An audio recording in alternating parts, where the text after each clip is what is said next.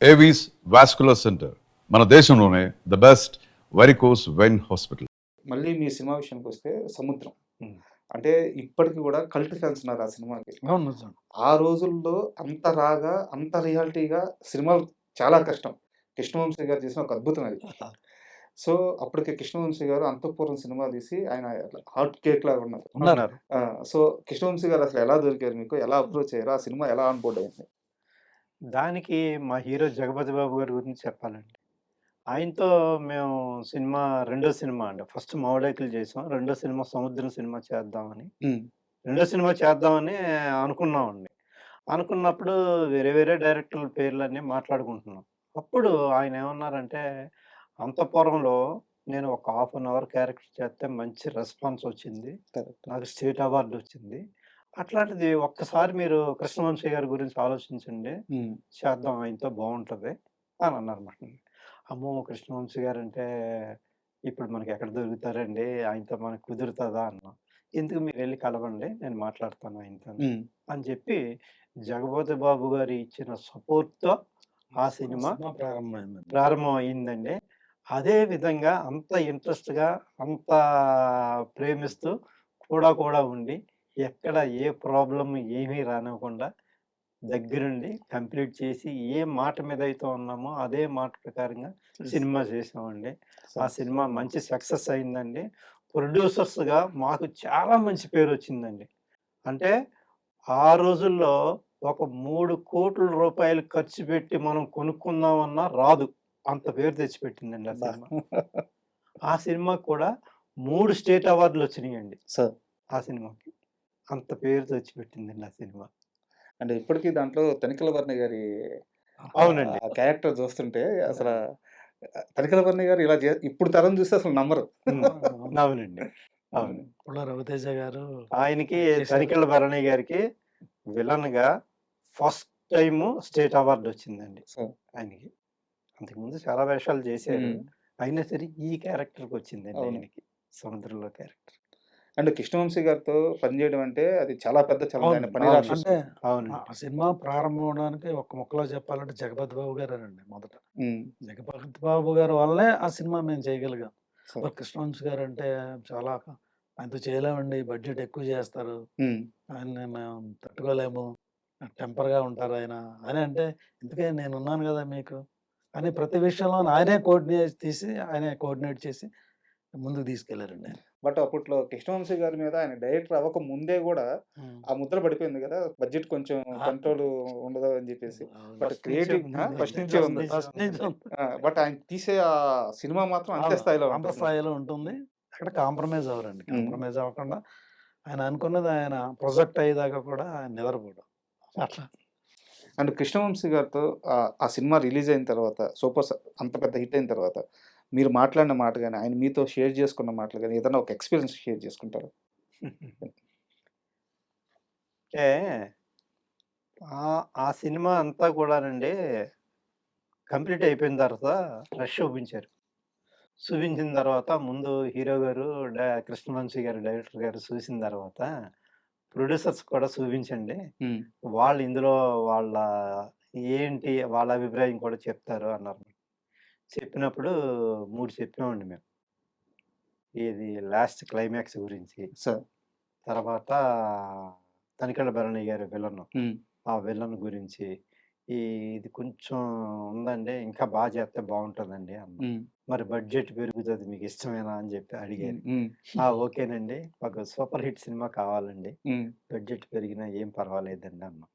అప్పుడు మళ్ళీ ఆ మార్పులతో కంప్లీట్ చేశారన్నమాట. అంటే అప్పటికి అది లిమిటెడ్ బడ్జెట్ ఉందండి. సార్. అంటే మీరిచ్చిన బడ్జెట్ ఇదే కదా! ఇంతలోనే చేయాలనుకున్నాం గదా! హ్మ్. మరి మీరు ఇంకా ఎక్కువగా చేయాలంటున్నారు. అంటే క్లైమాక్స్ అనేది సరిపోలేదని మేము ఫీల్ అయ్యామండి. ఓకే. ఆయన సింపుల్ క్లైమాక్స్ చేశారు. ఆ క్లైమాక్స్ సరిపోదనే మేము ఫీల్ అయ్యాం. హ్మ్. లేదండి క్లైమాక్స్ ఇంకా బాగుండాలి. ఖర్చుకు మేము వెనకాడం బాగుండాలి అని చెప్పగానే ఓకే. అయితే నా దగ్గర మంచి క్లైమాక్స్ ఉందని జెప్పేసి అప్పుడు ఇప్పుడున్న సినిమాలో క్లైమాక్స్ ఆయన చేశారు. సార్. ఆ! చెప్పే ముందే జెప్పారండి. మరి బడ్జెట్ పెరుగుతుంది. మీరు ఎఫర్ట్ పెట్టగలరా అంటే డెఫినిట్‌గా పెడతామండి. అవుట్‌పుట్ బావుండాలి మనకి. ప్రాబ్లమ్ లేదు. మనం సినిమా స్టార్ట్ అయ్యాక ఈ సినిమాకి ఒక విధమైన క్రేజ్ వచ్చిందండి. ట్రేడ్‌లో కూడా మంచి క్రేజ్ వచ్చింది. సో, రేపు సినిమా సక్సెస్ అయిన తర్వాత ఆ ఫ్రూట్ ఎంజాయ్ చేసేది మేమే గనక, మేము బడ్జెట్ దగ్గర కాంప్రమైజ్ చేద్దాం అని చెప్పాం. సూపర్. అప్పుడు మళ్ళీ మళ్ళా ఇంకో షెడ్యూల్ ప్లాన్ చేసిండు అప్పుడు.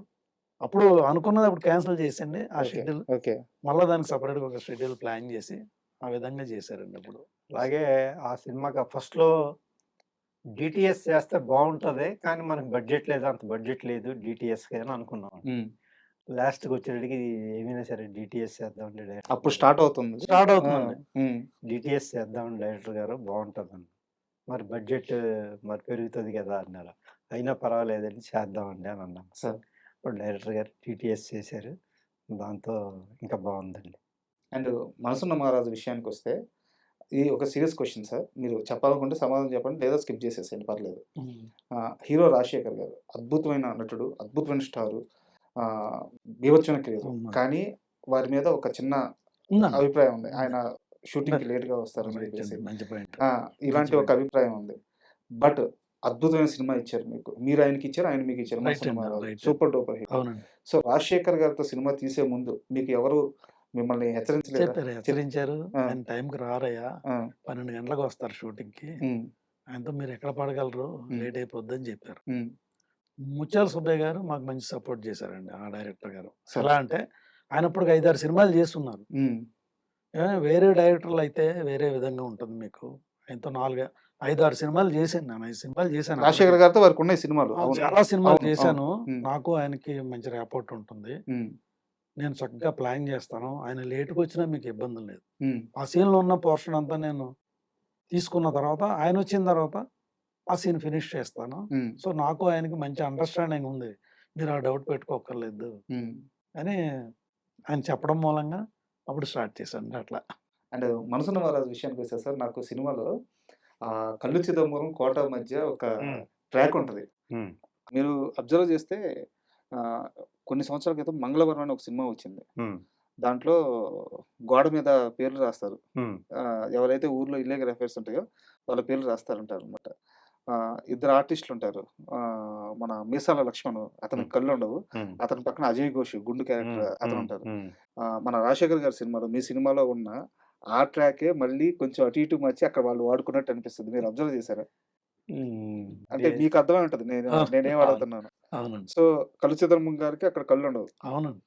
ఇక్కడ పక్కన 'కోట' గారు. హ్మ్. ఒక పిసినారి లేదా అలాంటి ఒక క్యారెక్టరైజేషన్. ఇక్కడ 'అజయ్ ఘోష్' గారికొస్తే ఆయన అలా క్యారెక్టర్ కాకపోయినా గాని ఊర్లో ఒక బ్యాడ్ క్యారెక్టర్. పక్కన కళ్ళు లేని 'మీసాల లక్ష్మణ్' గారు. ఆ! సో, టెంప్లేట్ అంతా అదే. అవును. ఎప్పుడన్నా అనిపించిందా మీకు? అవును. డెఫినిట్‌గా అనిపించింది. హ్మ్.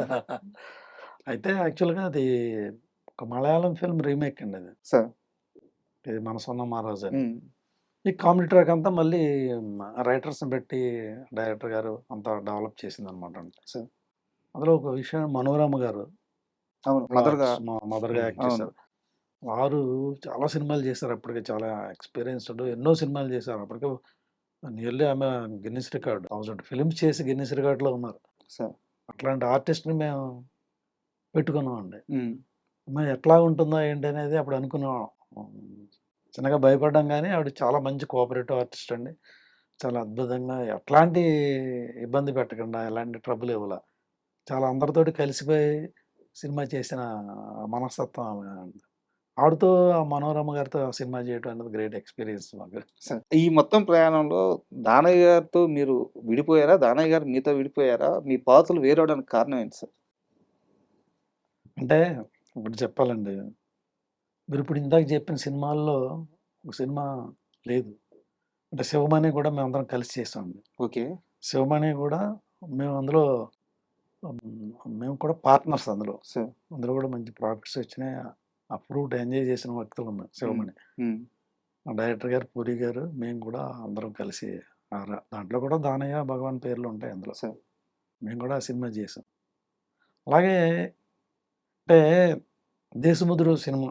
'దేశముద్రు' అప్పుడు కూడా భగవాన్ గారు ఉన్నారు అందులో. సార్. అంటే ఇప్పుడు ఏంటి సార్ మీకు తెలియనిదేముంటది. చాలా సంవత్సరాలు చేసాం అప్పటికే. హ్మ్. జనరల్‌గా చిన్న చిన్న ఫైనాన్షియల్ దగ్గర ఆటిల దగ్గర హ్మ్. వ్యాపారం దగ్గర చిన్న చిన్న లావాదేవీల దగ్గర మనస్పర్ధలు రావటం సహజం. అది కామన్. కామన్ అండి. ఆ విధంగా విడిపోయిందో తప్ప వేరే గొడవలు పడే అయితే ఏం కాదు. దాని మీద ఆయన క్లాస్‌మేట్. దాని గురించి ఆయన ఎక్కువ చెప్పగలుగుతాడు. మీరే ఓపెన్ అవ్వాలి సార్.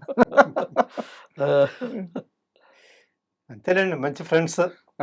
చిన్నప్పటి నుంచి కూడా ప్రాణ ఇద్దరు స్నేహితులు. క్లాస్‌మేట్స్ అండి ముఖ్యంగా చెప్పాలంటే. ఇద్దరు ప్రాణ స్నేహితులు అండి. ఏదో మీలాంటి కొత్త వాళ్ళు ఎవరన్నా చూసినప్పుడు వీళ్ళిద్దరిలో ఎవరు భగవాను ఎవరు దానయ్య కన్‌ఫ్యూజ్ అనేది ఉండేది. ఓకే. చాలా మందికి తెలిసేది కాదండి. ఈ కన్‌ఫ్యూజన్ అక్కడ ఉండేది అప్పుడు. అక్కడ ఉండేది. ఉండేదండి. మీలాంటి వాళ్ళు ఎవరు ఏం మాట్లాడినా సరే, భగవాన్ దానయ్య అని పిలిచినా రెస్పాన్స్ ఇచ్చేవాళ్ళం. దానయ్యని భగవాన్ అని పిలిచినా రెస్పాన్స్ ఇచ్చేవాళ్ళం. సార్. అంత ప్రాణ స్నేహితులం అండి. ఒక మాటలో చెప్పాలంటే ఒకే కంచంలో తిని ఒకే మంచం మీద పడుకున్నంత స్నేహితులం అండి. సార్. అలాంటి స్నేహితులం.